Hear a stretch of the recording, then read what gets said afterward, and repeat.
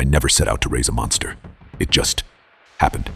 One day I found myself feeding a baby Xeno Morph like it was an ordinary house pet. I gave him strawberries, sushi, even raw meat, and somehow he ate it all. I even bathed him in my kitchen sink, and he sat there calmly, like this was just part of his daily routine. I thought I was in control, until he started growing faster than I expected. Then one night, I looked out my window and saw floodlights, weapons, and an entire military unit surrounding my house. But my Xenomorph didn't hide. That's when it hit me. I hadn't raised a pet. I had raised something the world feared. Not a companion, a weapon. It all began with an alien egg. I know how insane that sounds, but it was sitting on my table, glowing neon blue like something out of a sci-fi movie.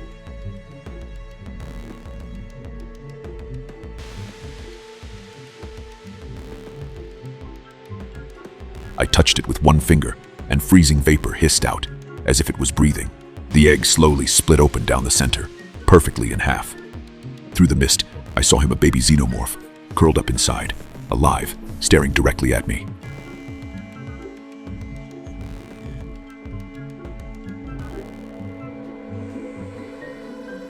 I didn't move. In that moment, I understood something. I hadn't brought home an object. I had brought home a living creature. So I did what anyone would do. I tried feeding him. I experimented with different foods to see what he preferred. First, a strawberry. He took a careful bite, almost curious. Then sushi. He nibbled it like some strange alien gourmet.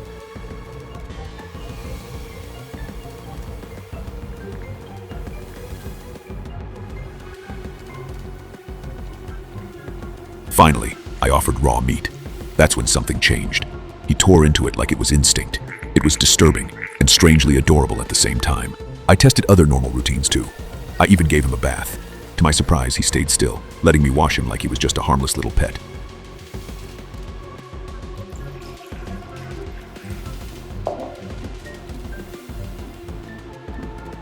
After that, it was time to sleep. He climbed onto a plastic crate, curled up on the cushion I placed there, and fell asleep almost instantly.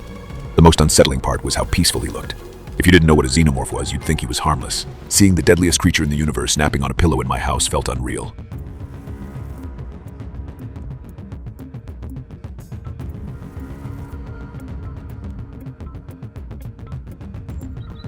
The next morning, I noticed he had grown. Not much, but enough. Naturally, I tested him again. I filled the sink with water, expecting panic. Instead, he jumped straight in and began swimming like he'd done it all his life. That's when I started training him properly.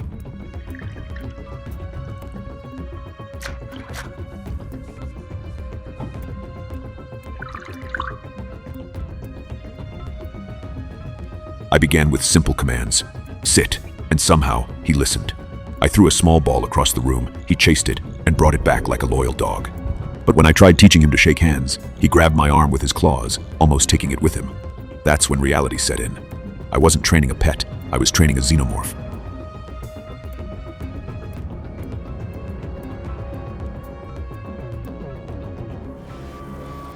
Within days, his appetite changed. Strawberries and sushi no longer interested him. He ignored them like they were beneath him. Raw meat was all he wanted. I gave him larger portions, but he devoured them instantly and still stared at me for more. One day, I opened the fridge and froze.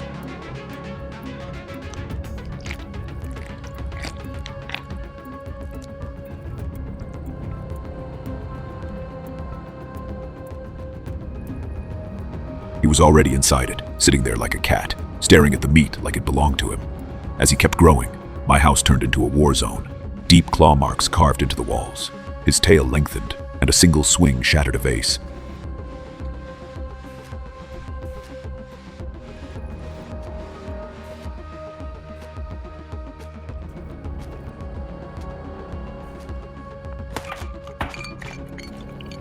The worst moment was catching him hanging from the ceiling fan like it was playground equipment. Everywhere he moved, sharp marks followed. My house no longer felt like mine, it felt like his territory. But over time, he grew attached to me in a strange way. He followed me everywhere, never letting me out of sight.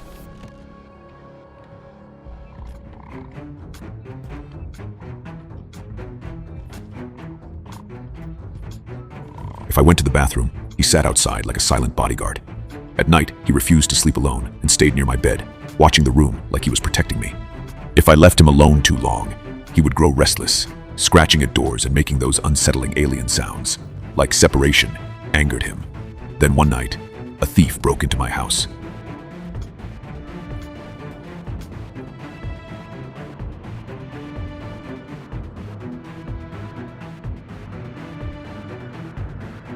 He thought the house was empty.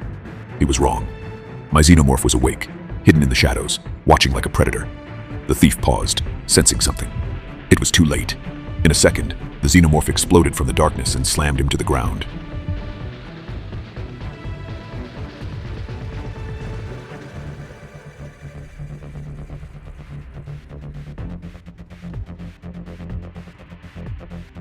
But he didn't kill him.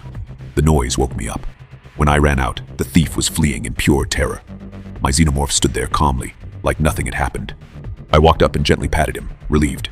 No matter what he was becoming, he protected me. But the thief didn't just run. He recorded everything.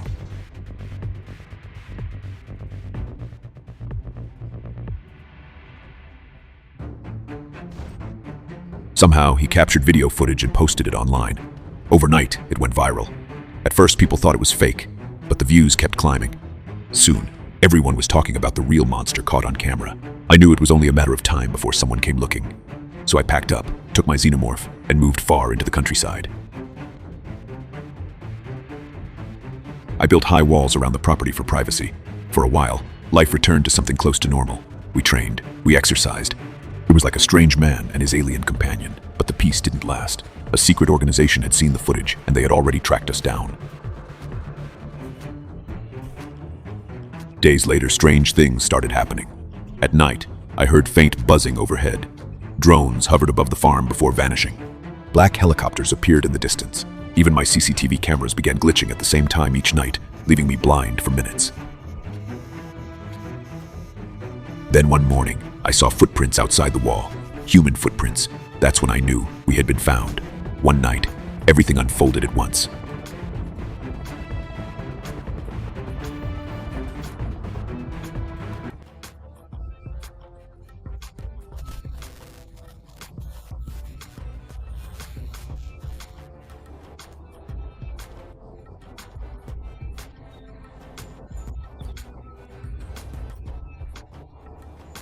An armed unit surrounded the house.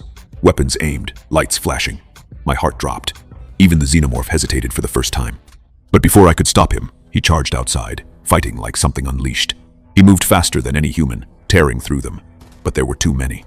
Electric nets, heavy weapons, traps. They captured him, and they took me too. They locked me in a cold facility. Steel doors, no windows. Through thick glass, I watched them experiment on him. They didn't see a living creature. They saw a project. They pushed him to his limits and succeeded.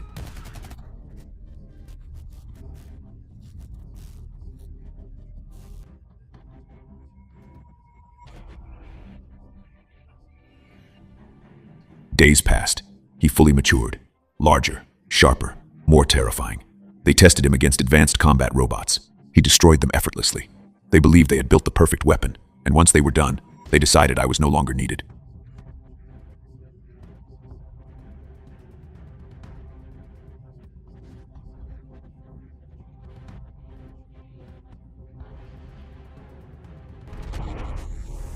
They threw me into his containment room, just to observe the outcome. He looked different now, colder. The officials ordered him to kill me. I stood frozen as he stared at me. Then he lunged fast enough to end me instantly, but stopped at the last second. He didn't kill me. Something inside him still remembered. The officials panicked and ordered their soldiers to shoot me instead. Before they could fire, the xenomorph stepped in front of me like a shield. That's when I knew he was still there. He attacked them, clearing a path as we fought our way out. We were close to freedom until a missile struck nearby.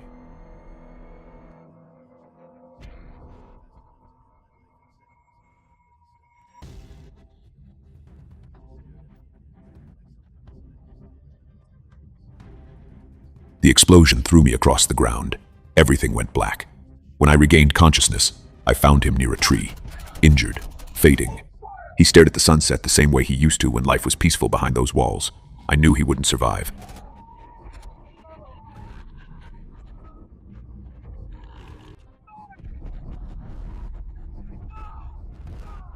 I sat beside him one last time, remembering everything. The strawberries, the bath, the naps on the cushion.